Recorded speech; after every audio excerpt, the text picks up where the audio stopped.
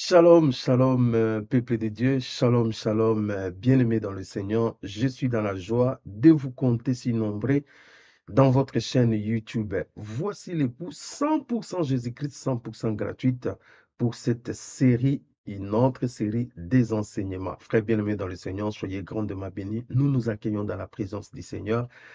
Voilà, il est doux, agréable, beau pour des frères de demeurer ensemble c'est par là que Dieu déverse la bénédiction. Demeurer ensemble aujourd'hui avec la nouvelle technologie, c'est aussi le fait de nous retrouver dans les réseaux sociaux et de partager la parole de Dieu. Dans tout cela, Christ n'est pas moins prêché, Christ est prêché et les âmes sont édifiées, les gens sont sauvés et nous bénissons le Seigneur pour son œuvre, ce qu'il fait.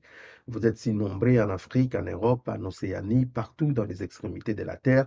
Vous nous suivez, vous nous encouragez, vous êtes édifiés par cette parole. Nous vous bénissons dans le précieux nom de notre Seigneur et Sauveur Jésus-Christ. Vous ouvrez grandement les portes de vos maisons, vous nous laissez entrer, vous êtes dans le parc, dans des métros, dans des bus.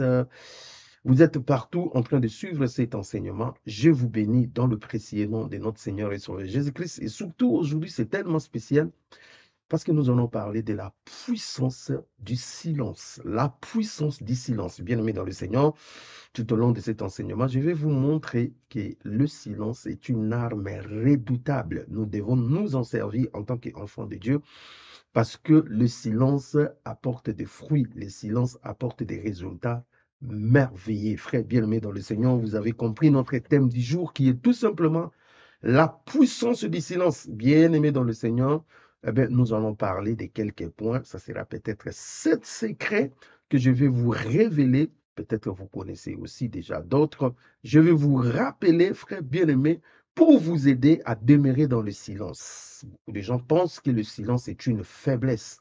Mais le silence, en réalité, n'est pas une faiblesse, bien-aimé dans le Seigneur, parce que le silence fait partie des armes et à la fois défensives, mais aussi des armes offensives. Très bien-aimé dans le Seigneur, vous pouvez vous défendre rien qu'avec le silence, comme vous pouvez aussi attaquer vos ennemis, vos adversaires, attaquer le monde des ténèbres juste avec le silence. Donc, vous voyez, frère bien-aimé dans le Seigneur, c'est important en tant qu'enfant de Dieu que nous puissions comprendre le secret sur les silences. Mais avant que nous puissions commencer, j'aimerais nous inviter tous dans la prière, afin que nous puissions recommander ces moments entre les mains du Seigneur. Éternel Dieu de gloire, tendre Père, Dieu de bonté, nous te bénissons pour ces instants, nous te bénissons parce que tu as de merveilleuses choses que tu as préparées pour nous. Et merci pour le souffle de vie, pour la force, pour la santé, pour tout ce que tu fais et tu continueras à faire dans nos vies. Nous bénissons ton nom parce que c'est toi qui nous as aimés. Avant même la fondation du monde, tu nous as appelés, tu as écrit nos noms dans les livres de vie et nous te bénissons parce que nous sommes ton peuple, nous sommes tes enfants, les troupeaux de ton pâturage. Nous te bénissons parce que nous aimons ta parole. Dans ta parole, il est écrit, dans le dernier jour, les gens ne supporteront plus la saine doctrine. Nous voulons supporter la saine doctrine. Nous voulons supporter ta parole parce que toi, tu es la parole, tu vis en nous, eh bien, nous ne pouvons qu'aimer ta parole. Béni sois-tu pour ces moments. Nous nous recommandons entre tes mains, Saint-Esprit. Instruis-nous, parle-nous, guide-nous. Nous voulons nous recommander entre tes mains que tout ce qui n'est pas de toi soit anéanti. Au nom puissant de Jésus, nous proclamons ce moment comme étant un merveilleux moment avec toi. Au nom puissant de Jésus, notre Seigneur et Sauveur, nous avons ainsi prié. Amen. Frère bien-aimé dans le Seigneur, je crois que nous allons passer des moments extrêmement merveilleux avec vous sur ce merveilleux thème qui est tout simplement le silence. Frère bien-aimé dans le Seigneur, le silence, comme je viens de le dire,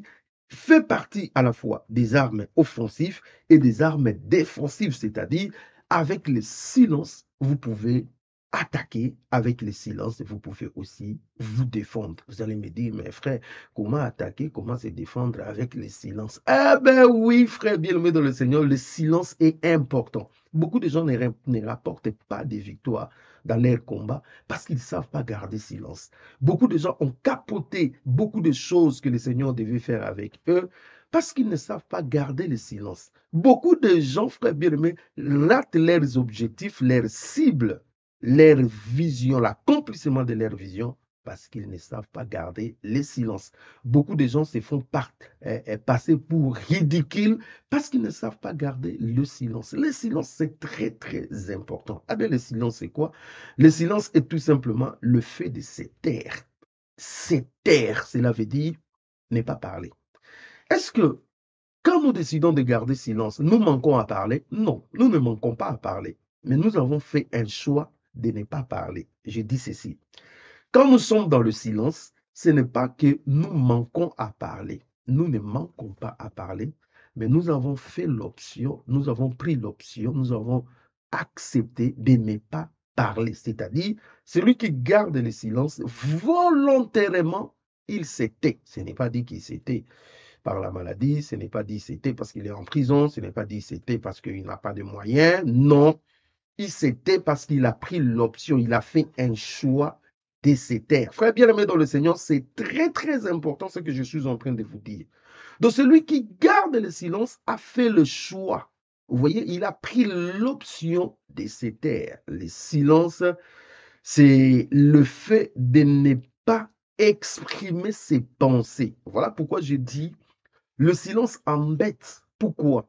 Parce que vous ne savez pas la pensée de la personne. Tant que la personne n'a pas parlé, vous ne connaissez pas ses intentions.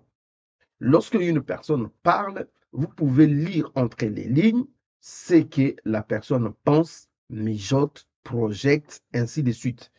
Mais lorsque une personne ne parle pas, eh bien, ça met les cas adverses dans la confusion. On ne sait pas. On commence à spéculer. On commence à imaginer, on commence à tâtonner sur ce que la personne peut faire ou ce que la personne n'est pas faire. Vous voyez, frère bien-aimé dans le Seigneur, c'est pour cela qu'il est convenable, il est des fois important pour nous, enfants de Dieu, de rester un peu dans le silence. Et je suis en train de dire, beaucoup de gens ne sont pas entrés dans leur destinée parce qu'ils ont tout simplement refusé le silence. Il faut aimer le silence. Je dis à quelqu'un, il faut aimer le silence. Je vous dis des fois, lorsque vous êtes attaqué, ne répondez pas. Restez dans le silence.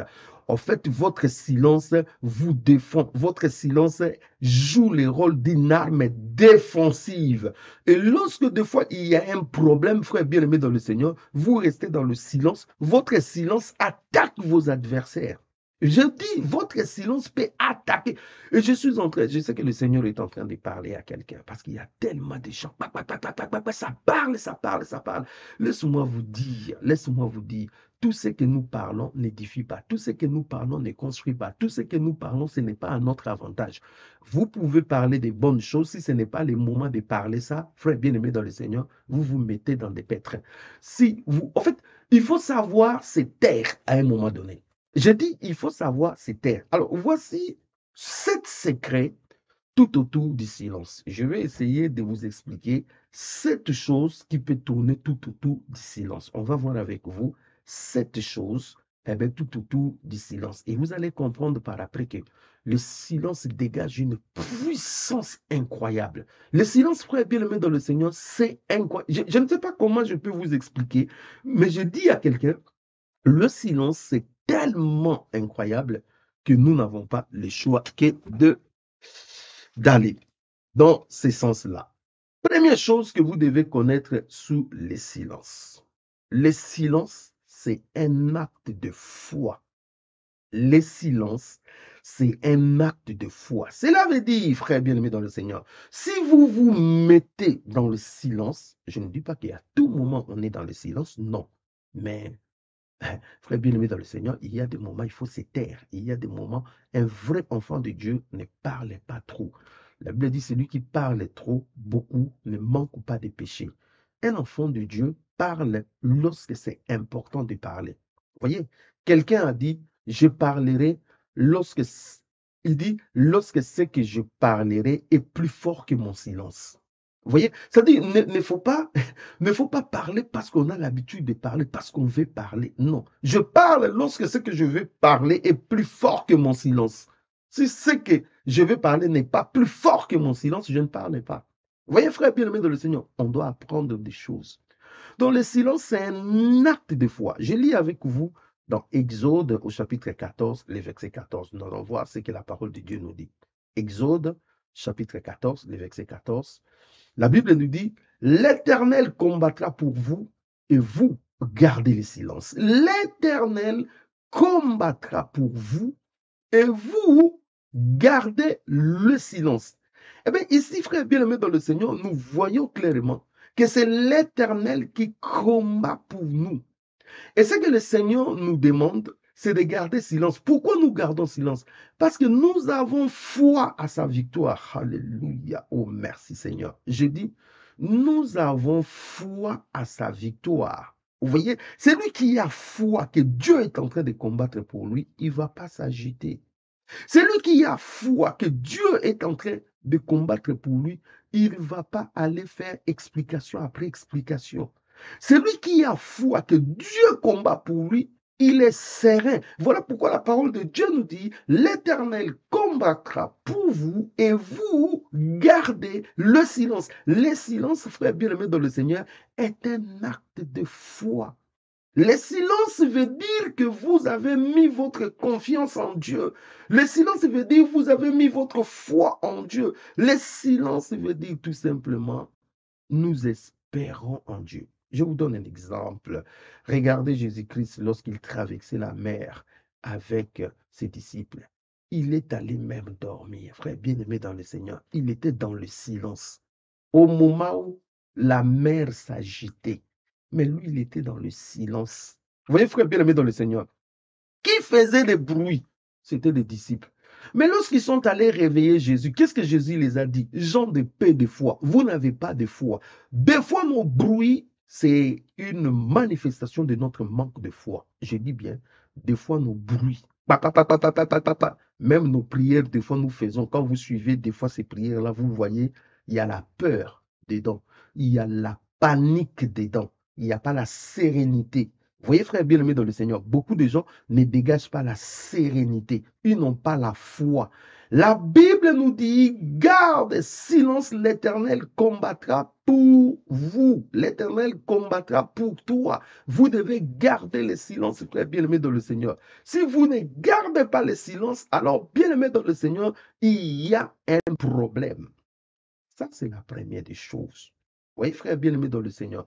Donc, quand vous vous mettez dans le silence, en réalité, ce n'est pas une faiblesse, mais c'est un acte de foi. C'est une façon de montrer à Dieu que vous avez foi en lui, vous avez foi à son action, vous avez foi dans ce qu'il est en train de faire, vous avez foi à sa personne. Ce que Dieu nous demande, c'est la foi. Et dès l'instant, frère bien-aimé dans le Seigneur, vous avez cette foi, Dieu va agir. En fait, le silence, c'est une façon de dire que, Seigneur, je te passe la main. Oh yes, je dis à quelqu'un, le silence, c'est une façon de dire, Seigneur, je te passe la main. C'est toi qui commandes maintenant, c'est toi qui diriges. Regardez Élisée, frère bien-aimé dans le Seigneur. Lorsque son serviteur Géasi avait une grande armée qui les attaquait, son serviteur Géasi était paniqué, bien aimé, complètement paniqué. Mais Élisée était dans le silence, il était dans le calme. Pourquoi? Parce qu'il savait. Et lorsque la panique a gagné son serviteur Géasi, il dit non, ceux qui sont venus, ils vont nous massacrer, ils sont nombreux. Non. C'est alors que Élisée va lui dire non, non, non, non, tu ne comprends pas. Ceux qui sont avec nous sont plus nombreux que eux. Que le Seigneur t'aide à ouvrir. Que le Seigneur t'ouvre les yeux pour que tu grandisses, pour que tu voies ceux qui sont avec nous. Donc vous voyez que Élisée opérait dans une autre dimension de foi. Et Géasi opérait aussi dans une petite dimension de foi. Celui qui opère dans une grande dimension de foi garde silence. Il sait ce qu'il voit, il sait ce qu'il entend, il sait ce que Dieu lui a dit. Il a des promesses de Dieu et il fait confiance en Dieu. Mais celui qui opère dans des petites dimensions, celui qui opère sans la foi, eh bien, bien aimé, il est paniqué, il est dans tous les états, ça parle, ça ne s'arrête pas, alors que le Seigneur nous demande de garder silence et il combattra pour nous. Donc, pour vous dire que frère bien-aimé dans le Seigneur, première chose, lorsque nous parlons du silence, on fait référence à la foi. La foi, le silence est un acte de foi. Le silence est un acte qui montre que vous êtes une personne de foi. Ça, c'est la première des choses. La deuxième des choses, le silence, c'est un acte de confiance. confiance. La foi, c'est ce que nous espérons. Parce que la définition de la foi est une ferme assurance des choses qu'on espère, une démonstration de celles qu'on ne voit pas. C'est que nous croyons. Mais la confiance va encore plus loin, frère bien-aimé dans le Seigneur. La confiance, c'est en fait, c'est cet espoir profond que vous avez dans la personne qu'il va agir. Que la personne va agir. C'est cet espoir profond. Vous êtes intimement convaincu. Oh yes, si je dis, oh merci Seigneur. Vous êtes intimement convaincu. En fait, la confiance, c'est la confiance. Eh bien, bien aimé dans le Seigneur, le silence, c'est un acte de confiance. J'ai dit à mon fils, demain, je vais t'amener des chocolats. Ou bien je vais travailler, après je passerai au supermarché, je t'achèterai des chocolats. Quand quelqu'un pose la question, est-ce que papa t'amènera des chocolats? Mon fils a confiance en moi. Il dira, oh non, il va m'amener des chocolats. Alors, il ne va pas t'amener les chocolats. Il te dira, non, il n'y a pas de problème. On reste calme, on verra. Pourquoi? Parce que le fils sait que papa a dit. Comme papa a dit, papa va faire. Eh bien, bien aimé, si les papas de ce monde sont capables de tenir leurs promesses, à combien plus forte raison notre papa qui est au ciel ne tiendra pas ses promesses. Vous voyez, frère bien aimé dans le Seigneur, le silence, c'est un acte de confiance. Je lis avec vous dans Lamentation chapitre 3, le verset 26. Qu'est-ce que la parole de Dieu dans Lamentation chapitre 3, le verset 26? La Bible dit, il est bon d'attendre en silence les secours de l'Éternel. Il est bon d'attendre en silence les secours de l'Éternel. Cela veut dire, frère bien-aimé dans le Seigneur, les secours de l'Éternel, frère bien-aimé dans le Seigneur. Si vous avez confiance, vous allez attendre dans le silence. Vous voyez, frère bien-aimé dans le Seigneur. Parce qu'il est merveilleux d'attendre dans le silence les secours de Dieu. Beaucoup de gens n'ont pas la confiance. Voilà pourquoi ils ne peuvent pas attendre les secours de Dieu dans le silence. Vous voyez, frère bien-aimé dans le Seigneur, ils ne peuvent pas rester silencieux. Pourquoi? Parce qu'il n'y a pas la confiance. Il y a une sorte de panique, il y a une sorte de pagaille, il y a une sorte de trouble. Il n'y a pas la sérénité. On n'attend pas les secours de Dieu dans le silence. Vous voyez, frère bien-aimé dans le Seigneur, si vous n'avez pas encore la capacité d'attendre les secours de Dieu dans le silence, c'est que vous n'êtes pas encore une personne qui a confiance en Dieu. J'ai dit, si vous n'êtes pas encore capable d'attendre les secours de Dieu dans le silence, vous n'êtes pas encore crédible, vous n'avez pas encore la confiance. Il est bon d'attendre en silence les secours de l'Éternel. Les secours de l'Éternel doivent s'attendre dans le silence, frère bien-aimé dans le Seigneur. Et quand vous attendez, ne peut attendre dans le silence que celui qui a confiance. J'ai dit, ne peut attendre dans le silence que celui qui a la confiance. Celui qui n'a pas la confiance ne peut pas attendre dans le silence. Je lis avec vous un autre texte dans Hébreux au chapitre 10, le verset 23, le verset 30. Hébreux au chapitre 10, le verset 30. La Bible dit, car nous connaissons celui qui a dit, à moi la vengeance, à moi la rétribution, et encore le Seigneur jugera son peuple.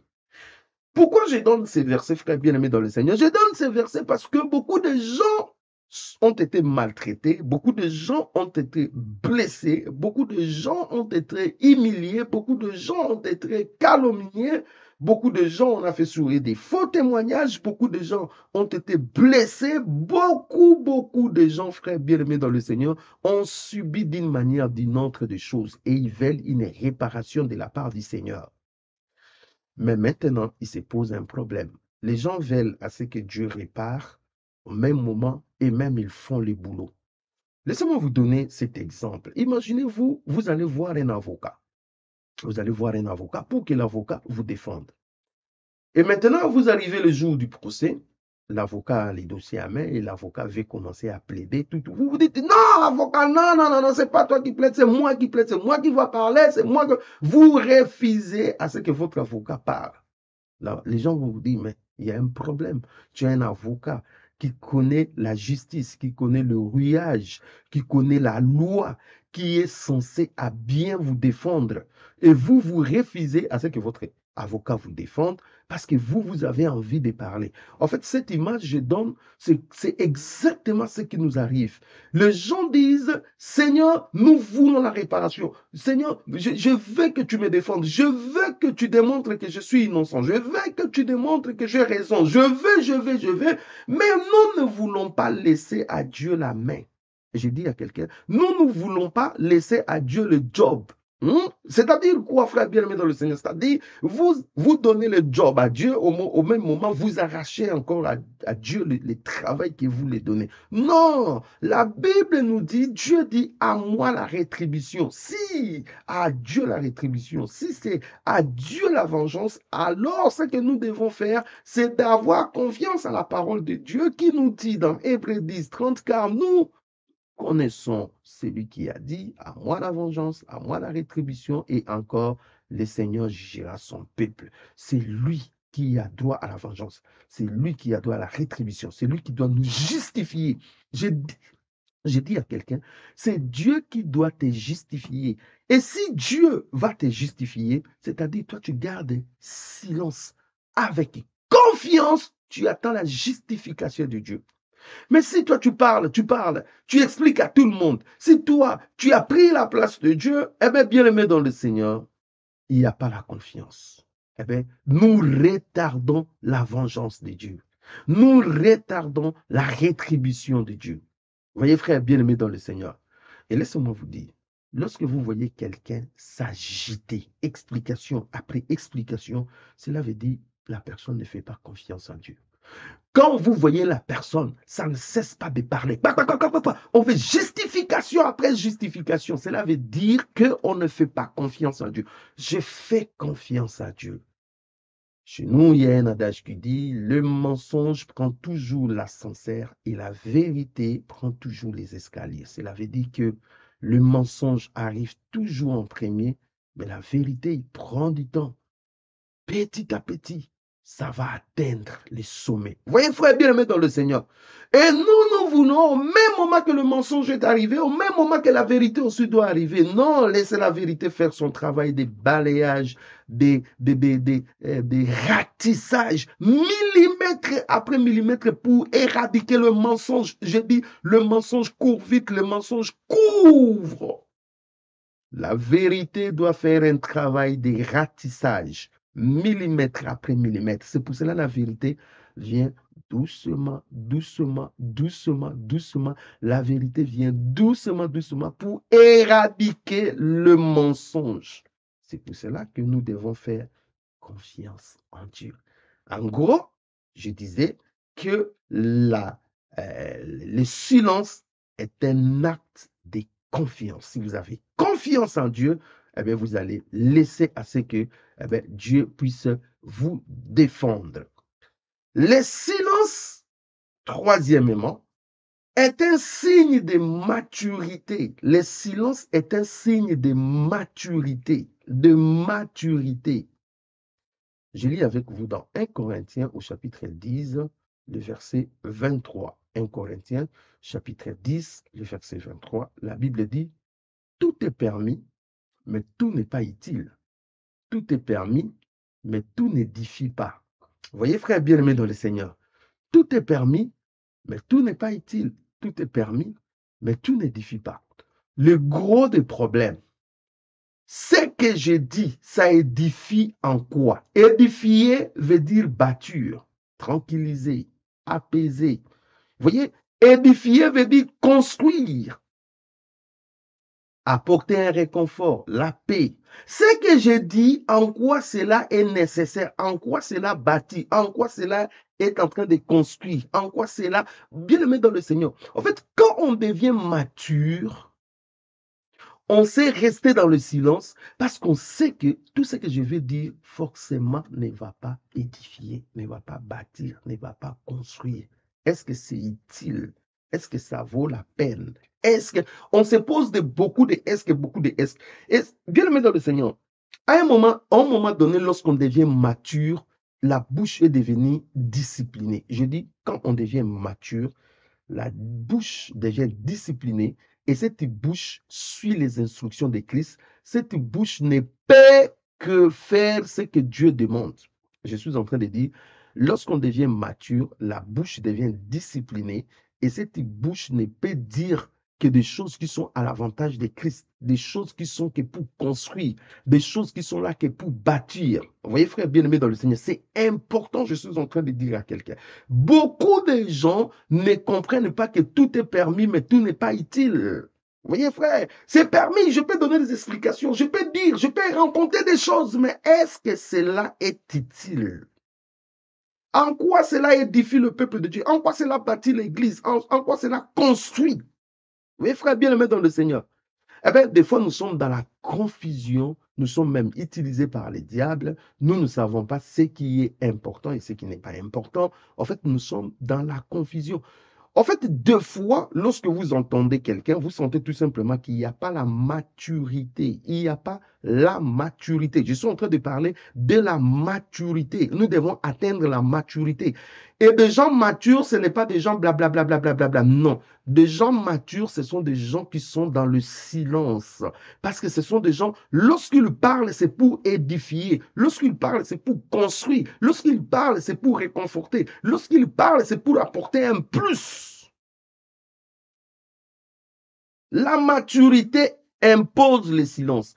Regardez des gens matures, nos vieux, qui ont des cheveux blancs, qui n'ont plus de dents. Ça ne parle pas beaucoup. Tu peux venir, tu parles.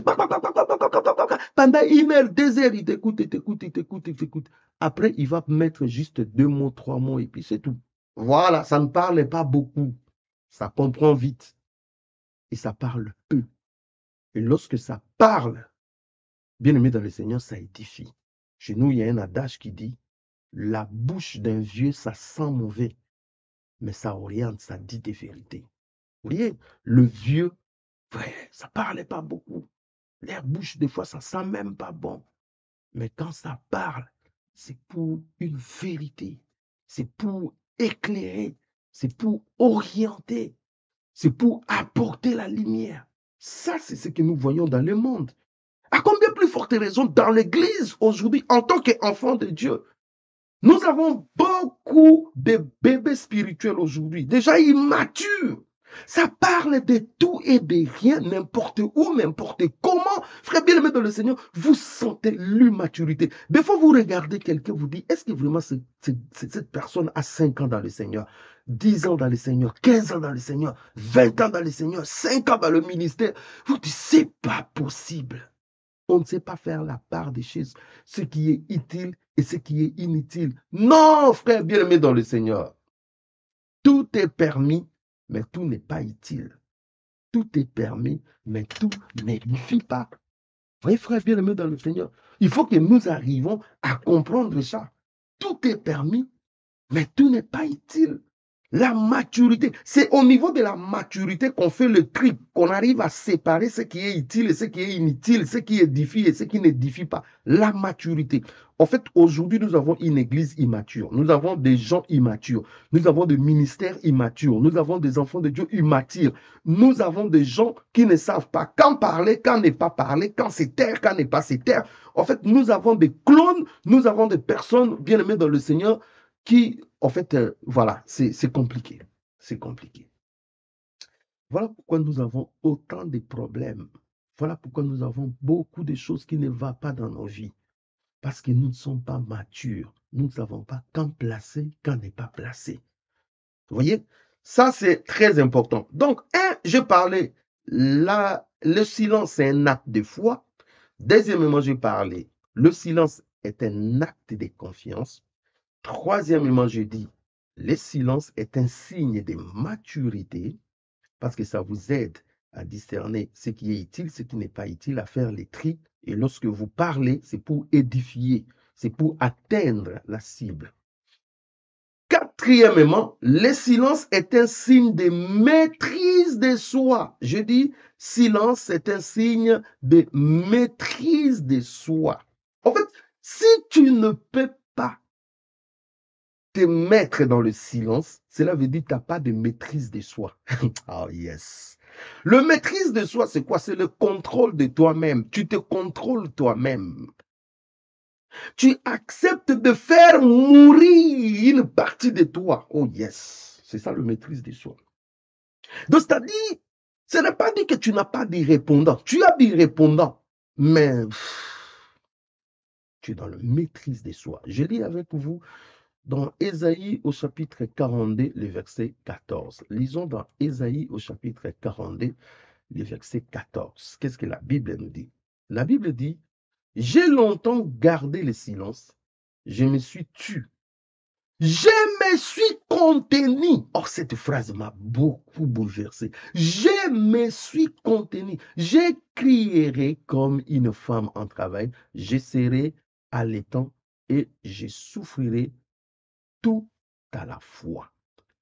Ici, la parole de Dieu nous dit, j'ai longtemps gardé le silence. Voyez, frère bien-aimé dans le Seigneur, je me suis tu.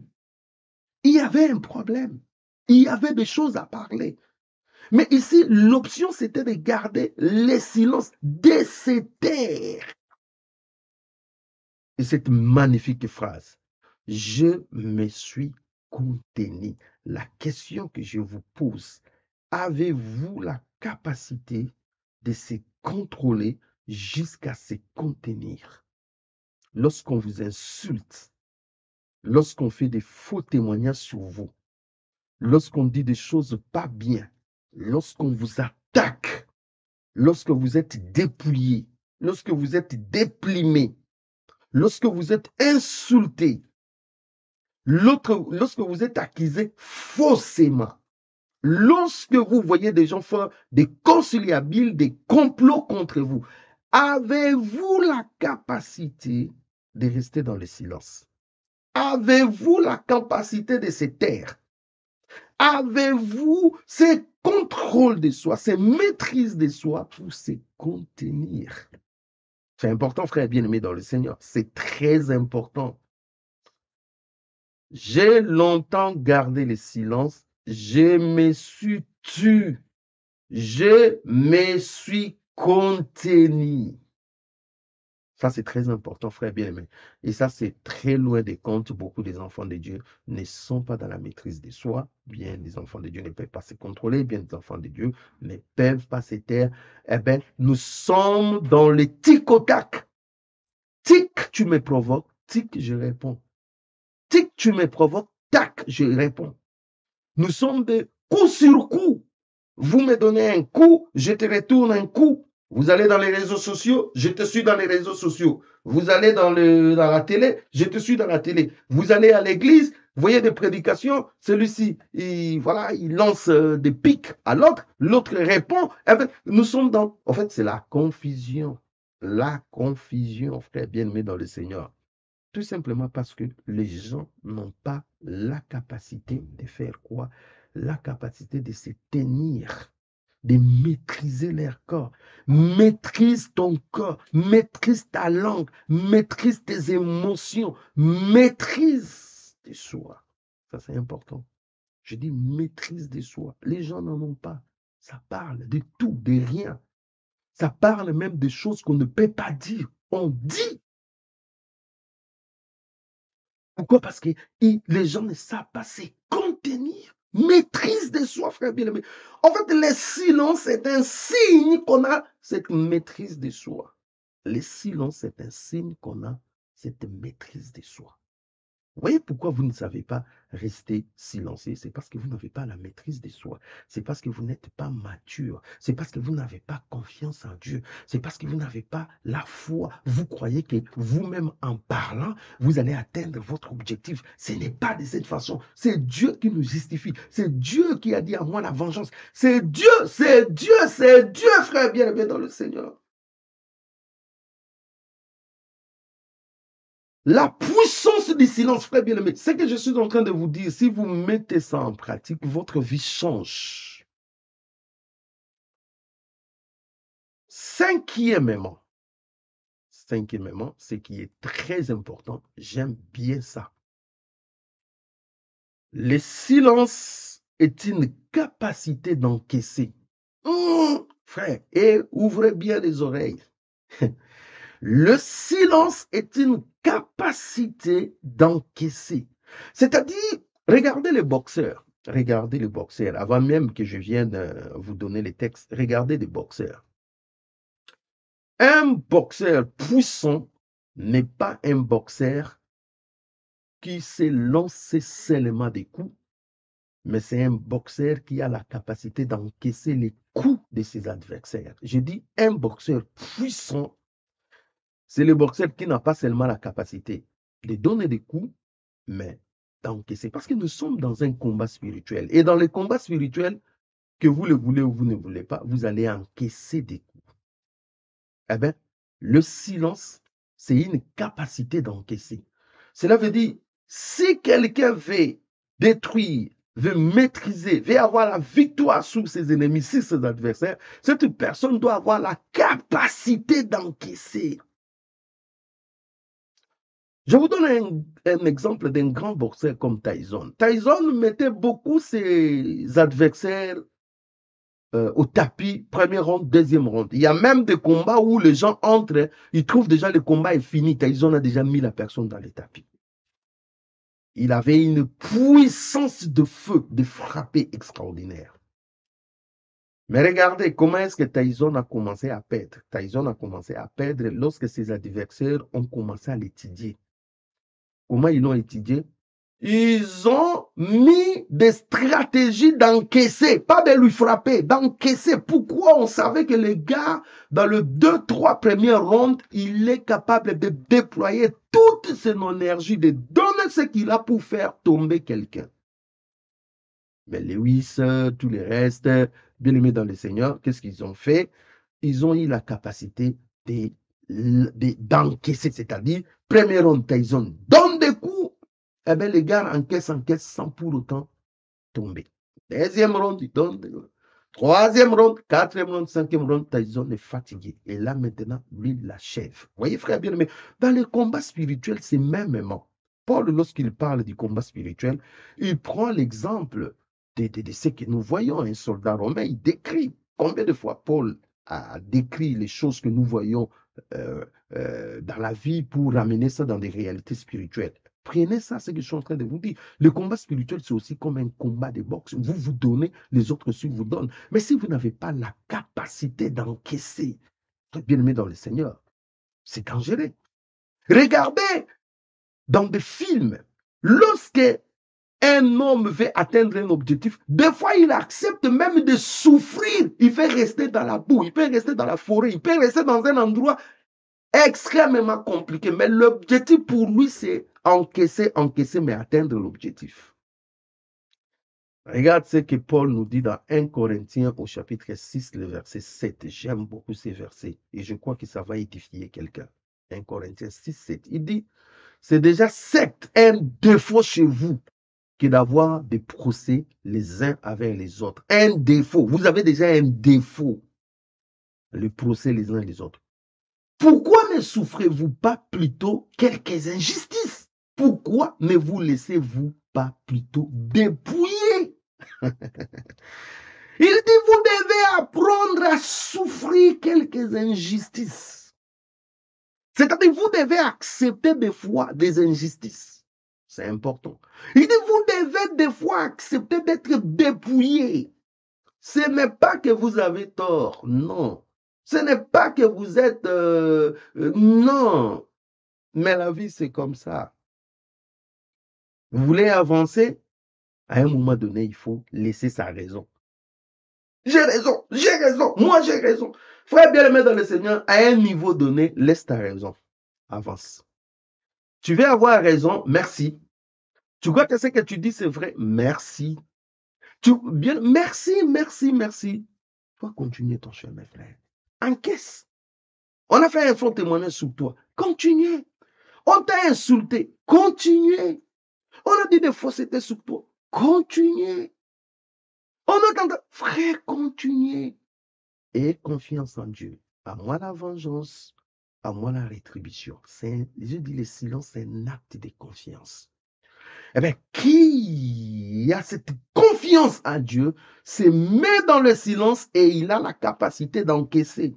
Il dit, certes, c'est déjà un défaut chez vous. Vous avez des divisions, vous avez blablabla, celui-ci dit, celui-ci, ping-pong, pam, pam, ping-pong, pam, pam, celui-ci, il dit, celui-ci, vous, c'est comme ça votre façon de dire. Et Paul dit, c'est un défaut. Paul dit, c'est un défaut déjà. Vous voulez toujours avoir raison. Le madame et le monsieur raison. Madame et monsieur raison. Vous voulez toujours des raisons. Celui-ci, il a tort, c'est moi qui ai raison. Celui-ci, il a tort, c'est moi. Vous voulez, moi j'ai raison, moi j'ai raison. Paul dit, mais c'est un défaut là, c'est un défaut. Trop de divisions, trop de chamaillements, trop de choses. Il dit, c'est un défaut. En tant qu'enfant de Dieu, c'est un défaut. Lorsque l'Église aujourd'hui nous livre les spectacles tel dit, lorsque l'Église aujourd'hui c'est un terrain de chamaillement, c'est un terrain de divertissement. Le monde vient se divertir dans les réseaux sociaux parce que des pasteurs se battent entre eux, se parlent mal, se lancent des pics, ainsi de suite. En fait, nous livrons un spectacle amer. Tout simplement parce qu'il y a des gens qui ne savent pas, bien aimés, souffrir d'un peu d'injustice. Les gens qui ne veulent pas se faire dépouiller. Chacun veille sur sa personnalité. Chacun veille sur son image. Vous touchez un tout petit peu à mon image, je vous montre de quel bois je chauffe. Pourquoi ne souffrez-vous pas un peu d'injustice? Paul dit ça. Donc, dans la vie chrétienne, il y a des moments où vous devez être accusé injustement. Le Seigneur a été accusé injustement. Si nous sommes ses disciples, nous aussi nous serons accusés injustement. Pourquoi ne devez-vous pas encaisser?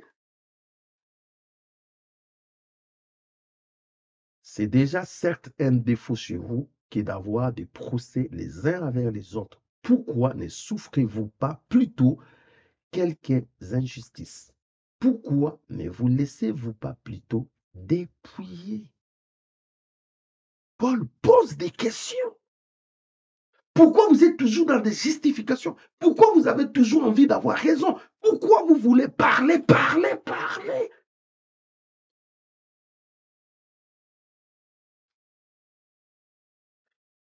C'est incroyable, frère bien-aimé dans le Seigneur. Oh, je sais que cette parole est en train d'édifier quelqu'un.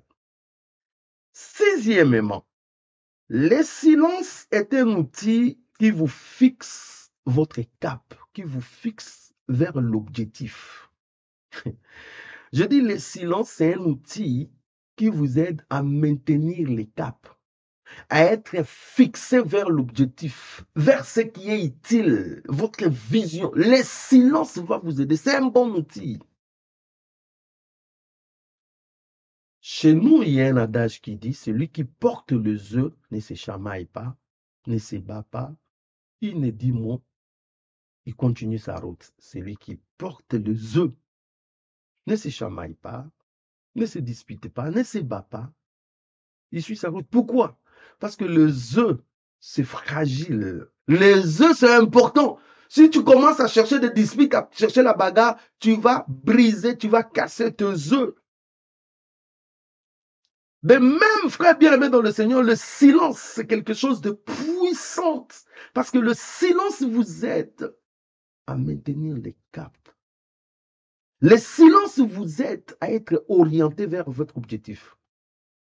Regardez notre Seigneur et Sauveur Jésus-Christ dans Matthieu au chapitre 26. Vous allez lire à partir du verset 62, verset 63, je prends la première partie.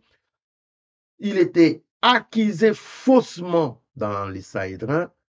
On disait des choses, celui-ci il a dit ça, chacun rendait son faux témoignage. La Bible nous dit, dans Matthieu 26, 62, 63, le souverain sacrificateur s'éleva et lui dit, ne réponds-tu rien? Qu'est-ce que ces hommes déposent contre toi?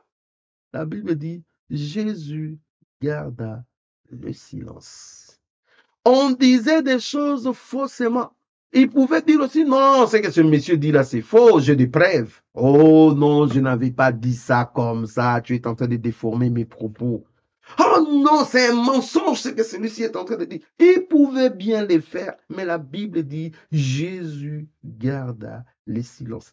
Pourquoi Jésus a gardé le silence? Parce que Jésus avait un objectif. Son objectif, c'était de mourir à la croix pour te sauver, pour me sauver, pour nous racheter. Jésus avait un cap. Le cap, c'était la croix. Il n'avait plus besoin d'écouter ces gens-là. Si vous avez un objectif, vous n'aurez pas à répondre. Si vous répondez aux gens, cela veut dire que vous manquez des objectifs, vous manquez la vision, vous manquez quelque chose de déterminant que vous suivez, frère bien-aimé dans le Seigneur. Si vous vous mettez dans ces jeux-là, cela veut dire que vous êtes dans la distraction. C'est ceux qui sont dans la distraction qui parlent trop. Ceux qui travaillent ne parlent pas. Ceux qui ont la foi, ceux qui ont la confiance ne parlent pas. Ils poursuivent leur chemin avec le Seigneur. Qu'on insulte, qu'on dit ce qu'on dit. De toute façon, ce n'est pas vous qui m'avez engagé dans l'œuvre de Dieu. Ce n'est pas vous qui allez me justifier. C'est Christ qui va me justifier. De toutes les façons, c'est Dieu qui va venger. Ce n'est pas moi. Et si c'est Dieu qui va engager, Dieu est mon avocat. Et parce que mon avocat est là en train de parler, moi je me tais.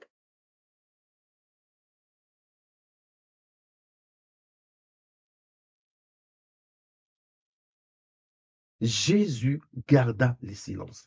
Est-ce que Jésus a gardé le silence parce qu'il était en tort? Non. Est-ce que Jésus a gardé le silence parce qu'il manquait des preuves? Non. Jésus a gardé le silence parce qu'il ne pouvait pas se défendre? Non.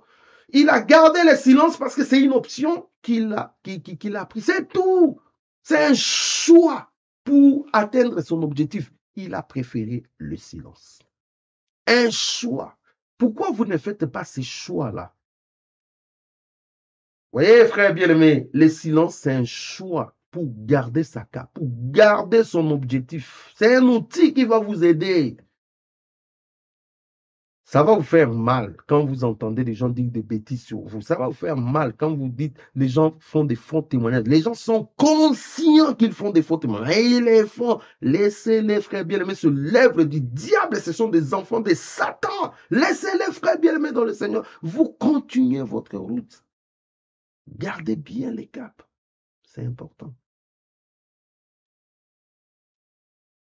C'est important, frère bien-aimé. Je m'en vais finir.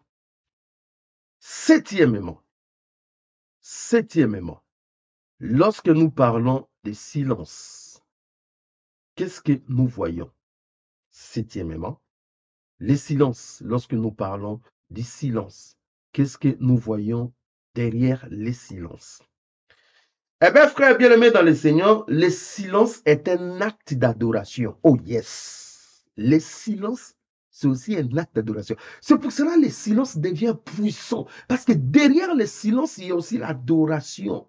Parce que quand vous faites confiance en Dieu, quand vous avez la foi en Dieu, en fait, c'est une façon aussi de louer le Seigneur. Lorsque vous êtes dans le silence, c'est aussi une façon de contempler ce que Dieu veut faire. Le merveille de Dieu. Oh yeah. Je ne sais pas si quelqu'un est en train d'arriver là où je suis en train d'aller. Je ne sais pas. C'est-à-dire, si vous avez confiance en Dieu, si vous avez la foi en Dieu, en gros, vous êtes en train de contempler la présence de Dieu, vous êtes en train de contempler la grandeur de Dieu. En fait, vous êtes en train de voir déjà l'œuvre du Seigneur dans sa majesté. C'est pour cela que le silence est un acte d'adoration.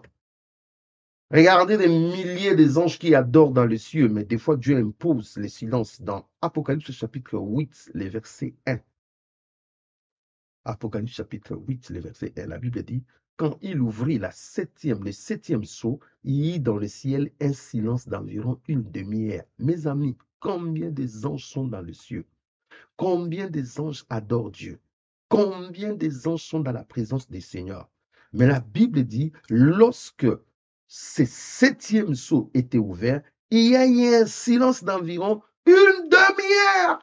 Et lorsque ce silence a eu, la Bible dit, un ange est allé dans l'autel. Dans cet hôtel-là, il est allé offrir des parfums. Cela veut dire que ce silence avait lien avec l'offrande du parfum qui est l'adoration, frère bien-aimé dans le Seigneur. Le silence est une forme d'adoration.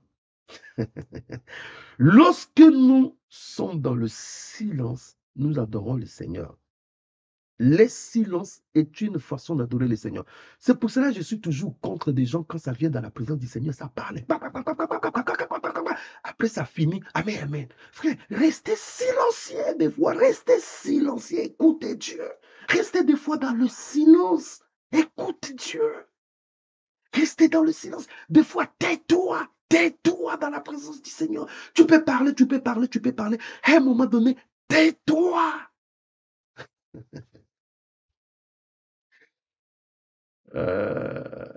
Une silence d'environ une demi-heure.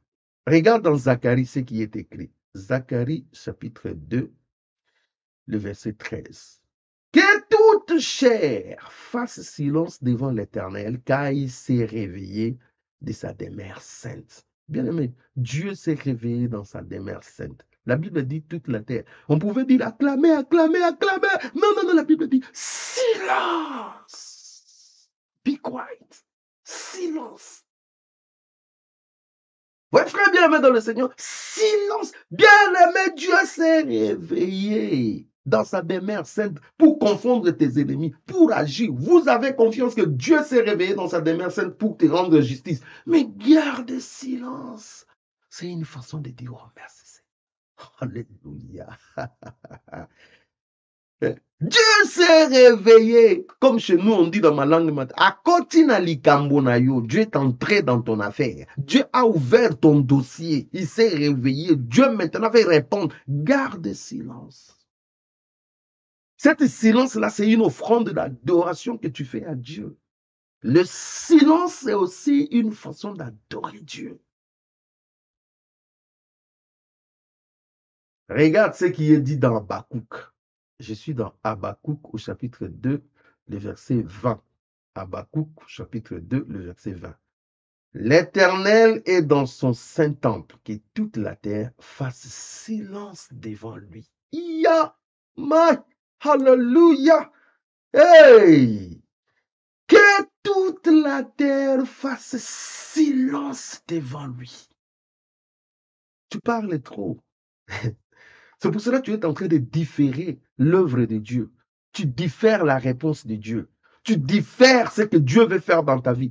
Parce que tu parles trop. Adore Dieu avec ton silence. Je n'ai pas dit que tu n'adoreras pas avec. Non, je dis seulement à un moment donné, ton silence, comme je l'ai dit, c'est un acte de foi, premièrement. Deuxièmement, ton silence est un acte de confiance. Troisièmement, ton silence est un signe de maturité. Quatrièmement, ton silence est un signe de maîtrise de soi. Cinquièmement, ton silence est une capacité à encaisser. Sixièmement, ton silence est un outil qui t'aide à te projeter, à rester fixe vers ton cap, vers ton objectif. Et septièmement, ton silence, quand tu prends l'ensemble de tout ça, ça devient une adoration à Dieu. C'est pour cela que les gens ne comprennent pas. Mais pourquoi ce gars, il est toujours dans le silence? Mais parce que j'adore Dieu dans mon silence. J'adore Dieu dans mon silence. L'Éternel est dans son saint temple. Que toute la terre fasse silence devant lui. Je parlais à quelqu'un. Que toute la terre fasse silence devant l'Éternel. Apprends à être silencieux et Dieu te justifiera. Dieu fera des grandes choses dans ta vie. Seigneur Dieu de gloire, tendre Père, Dieu de bonté, merci pour ces moments où tu nous as instruits sur les silences.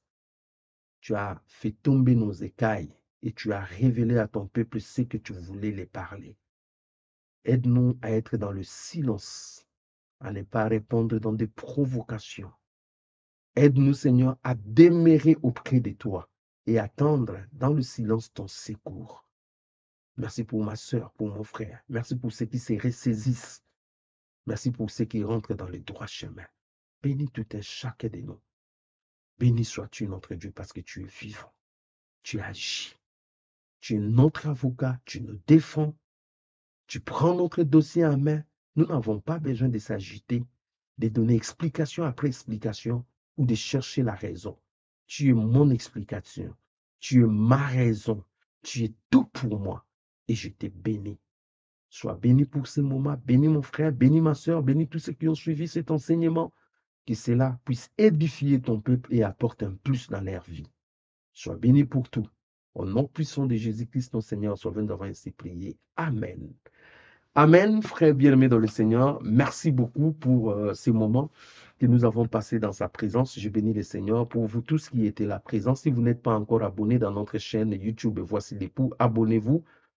Vous serez toujours mis au courant lorsque nous mettons de nouvelles vidéos. Et vous pouvez aussi partager gratuitement cette vidéo avec d'autres personnes pour que tous ensemble nous soyons édifiés et que personne ne se prive de la grâce de Dieu. Si vous voulez nous soutenir, eh bien, vous avez la liberté de nous soutenir. Notre numéro WhatsApp est juste affiché là.